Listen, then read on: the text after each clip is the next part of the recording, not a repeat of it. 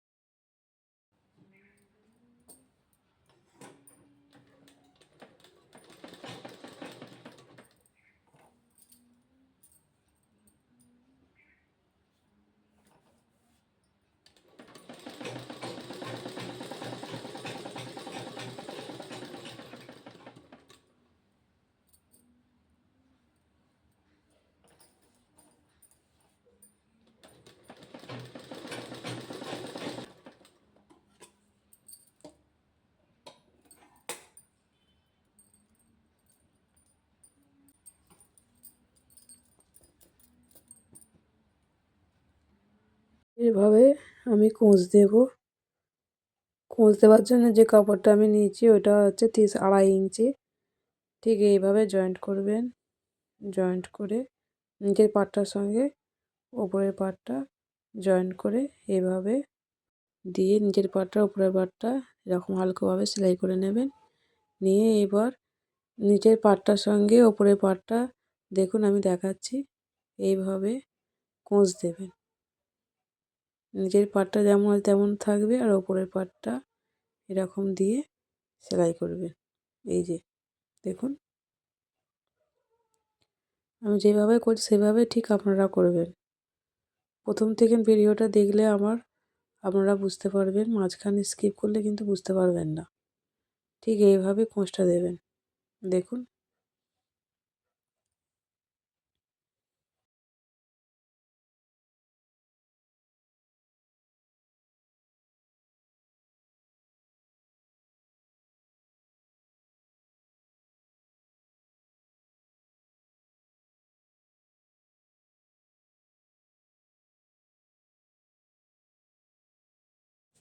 বালিশের কোণের দিকে যখন আসবেন আমি যেভাবে করছি কোঁচটা দেখুন ঘুরিয়ে নিচ্ছি, এরকম ঠিক কোঁচটা আপনারা ঘুরিয়ে নেবেন।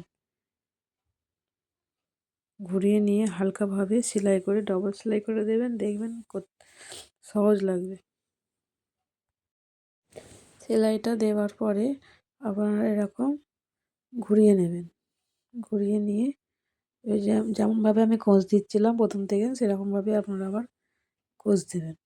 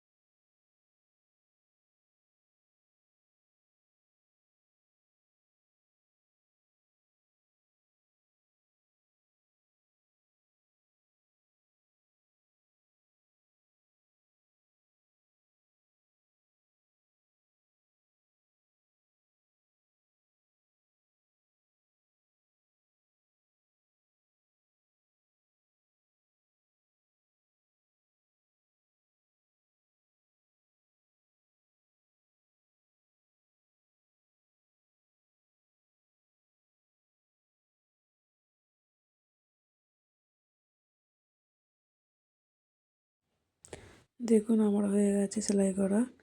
এরপর আপনাদের ঘরে আমি সোজা করে দেখাচ্ছি।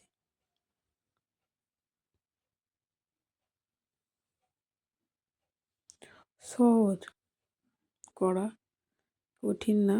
যারা নতুন তাদের পক্ষে একটু হয়তো শক্ত লাগবে, কিন্তু শিখে গেলে আর শক্ত লাগবে না।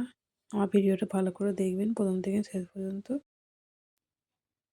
আমার ভিডিওটা ভালো লাগলে আপনারা আমার লাইক, শেয়ার এবং সাবস্ক্রাইব করে দেবেন।